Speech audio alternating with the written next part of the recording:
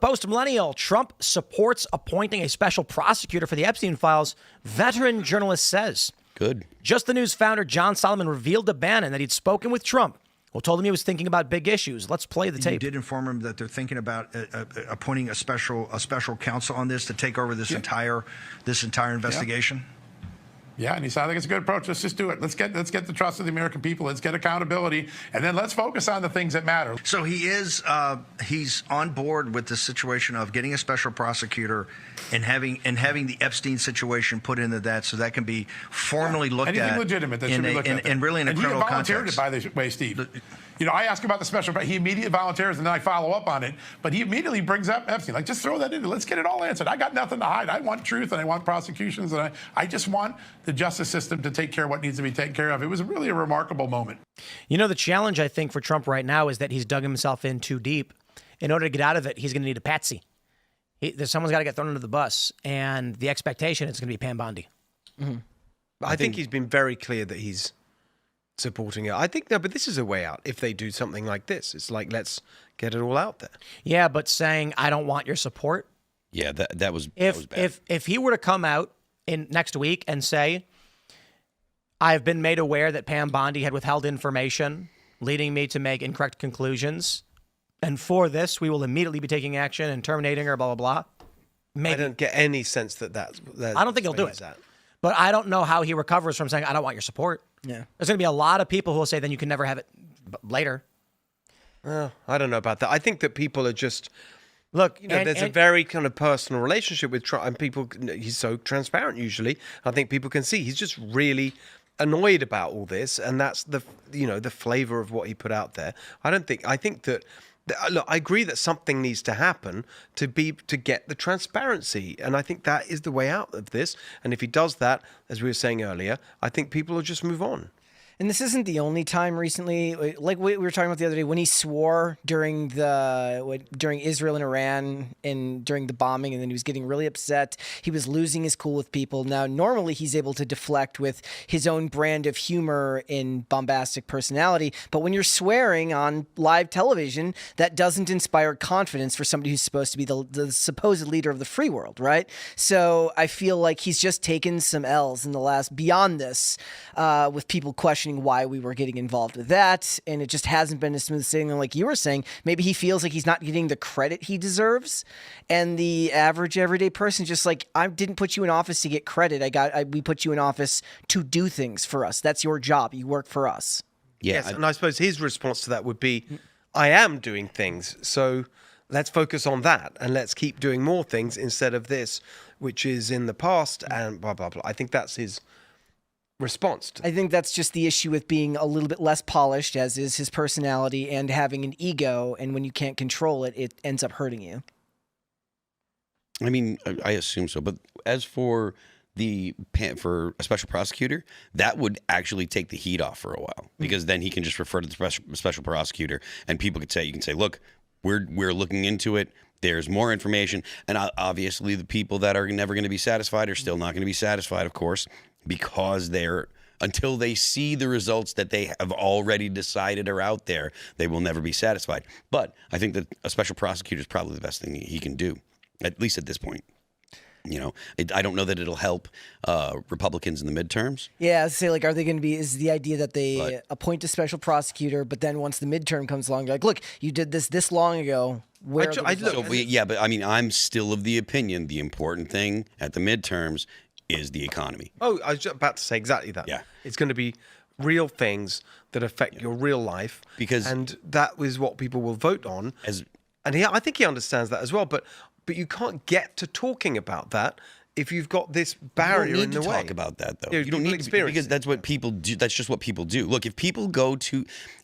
When it comes to midterms, Gen Z is probably not going to the polls anyways. If we're being honest, Gen Z is not going to go and vote for the midterms. They just don't. Historically, they don't. Only maybe Democrats that are activist Gen Z will, right? Otherwise, Gen Z doesn't go. It's going to be the boomers and Gen X. They're going to be the ones that go to vote in the midterms. And if they feel like the economy's okay, and they feel like they're making money, and they feel like their dollar is going further than it did 2 years ago, they are going to vote for the Republicans. it's exactly if they right. don't, then the Republicans are going to get trounced. You get a much lower turnout Yep. in the midterms. I mean, funnily enough, that is a big focus for me because in California, that's how I see my path to victory, which is actually getting a higher turnout than you usually get for people who really are fired up and want change in a real sense, because everything is so expensive in California. It's all a nightmare. Highest housing costs, highest gas prices. You know, I'm out there with a plan for how we can fix that. $3 gas, own your own home, you know, practical things. And that's my whole plan is like, let's go out and vote for it.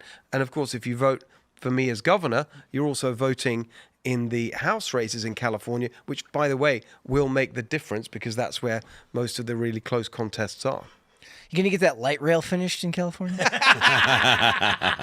my goodness. There was just a tweet that I saw about that a little while my ago. goodness. What a joke.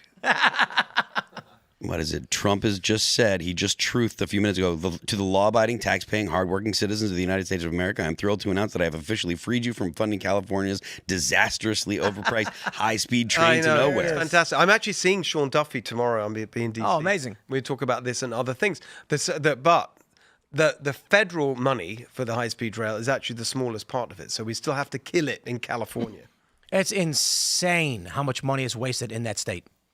Oh, they've doubled the budget of the state of California in the last 10 years, and everything is worse. Is California's like a effective? Is that how the politicians launder money? It's like, just go to California. We'll give you state and federal funds, and then do whatever you want. Yeah, with it. I mean, and this is what we were just chatting about it earlier. This is what you get in a one-party state. It's been one-party rule. I mean, it's not a. I mean, it's actually more of a Republican state than people think. Like the average share of the vote in California for Republicans in the last few years is 40% or so. I mean, that's not 50, but it's not 20. There's actually a lot more Republicans than people think. But one-party rule, where they assume that they're never going to get challenged and they're going to have it all their own way, they get totally arrogant. They don't care what they do with the money because they assume they're never going to have a challenge on the other side. All they pay attention to are their activists, their base, the unions that fund their campaigns, the trial lawyers that fund them, and all of that. And they lose touch with real people. I mean, they drove Hollywood away. I know. There was a story the other night. It's been Canada for a long time. They're driving Everywhere. away overseas. There was a story farther and farther away. a couple of weeks ago. Literally, could Los Angeles become the next Detroit because of the collapse? And I'm there the whole time. There was and like it's not just that. Okay, people who feel sorry for the movie stars. That's not what you're worried about. It's all the working class people who support the industry, the electricians and the people who build the sets and the hair and makeup, all of that. All of that is, and you got and bars, right? The first day of my campaign, I made a specific point of going to this bar, the Pineapple Hill Saloon, because do you remember that viral video of that when Gavin Newsom shut down outdoor dining, and except there were all these loopholes, and this woman, Angela Marsden, she'd built this lovely outdoor patio to comply with all the stupid rules, invested her own money in it, and then he just, at a stroke, shuts down outdoor dining. The next day, this lavish kind of canteen is built in her parking lot because it's some movie that they've got an exception. Anyway, I went there to make that point about the pandemic and accountability and the lockdowns.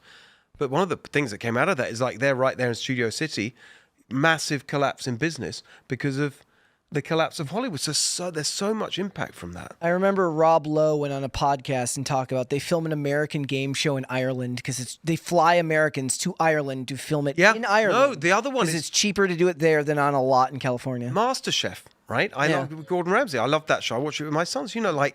They're there. It's Australia.